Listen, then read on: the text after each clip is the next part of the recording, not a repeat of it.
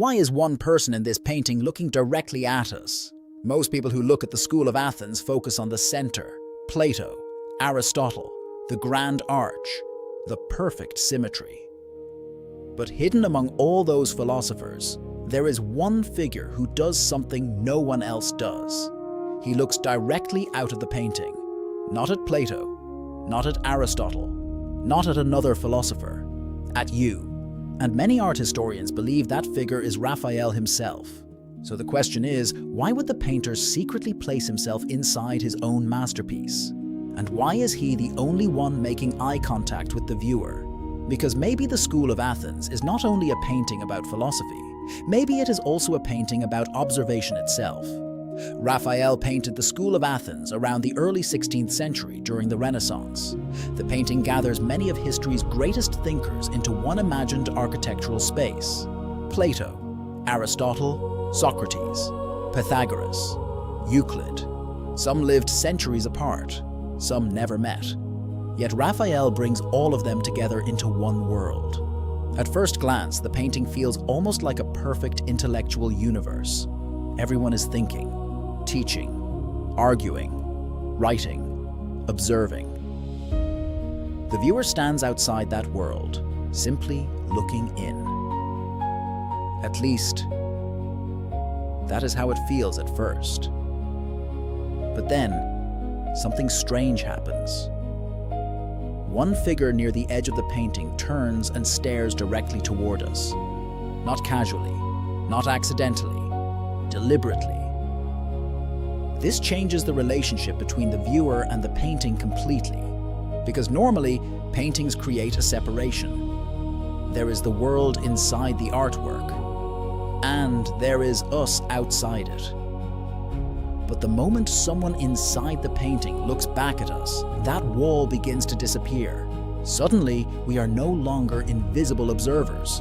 We become part of the experience. And that is what makes Raphael's self-portrait so important. According to many scholars, Raphael inserted himself into the painting among the philosophers and scholars, not at the center, not in a position of dominance, but quietly at the side. This is important. Raphael does not interrupt the scene. He does not demand attention. In fact, many people never notice him at all. But once you do notice him, the entire meaning of the painting subtly changes, because now the creator exists inside the world he created. Think about how unusual that is. The artist is not standing outside his masterpiece like a distant god. He enters it. He becomes one of the participants. And through eye contact, he also pulls us inward. This creates a fascinating collapse between observer and participant. Are we simply viewing philosophy from the outside, or have we already entered the conversation ourselves? That question becomes even more interesting when you think about the rest of the painting.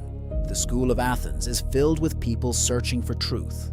Some debate through logic, some through mathematics, some through observation, some through ideals. Every figure represents a different way of understanding reality. But Raphael himself, he does something different. He watches. And maybe that is intentional. Because painters during the Renaissance were not seen only as craftsmen. They increasingly saw themselves as intellectuals, observers of human nature, students of perspective, anatomy, emotion, structure, and reality itself.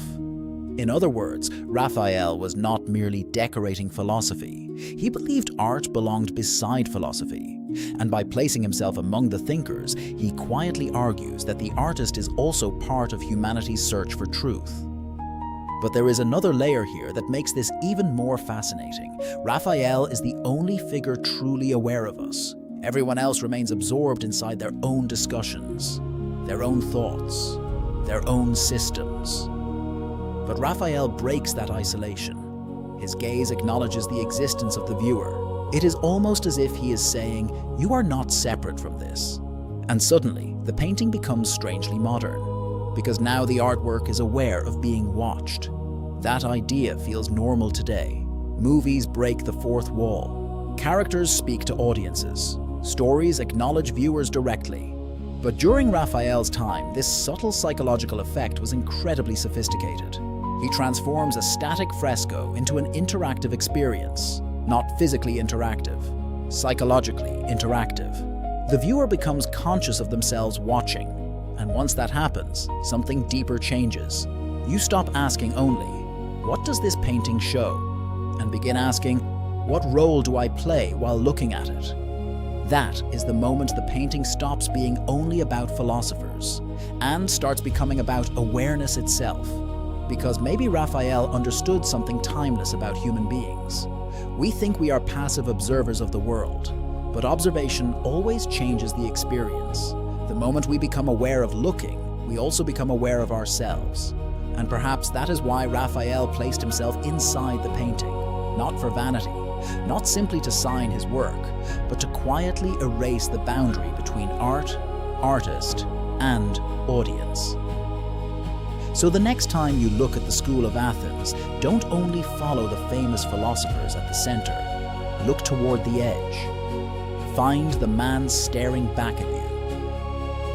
Because in a painting filled with people searching for truth, the most mysterious figure may be the one who realizes you are there too.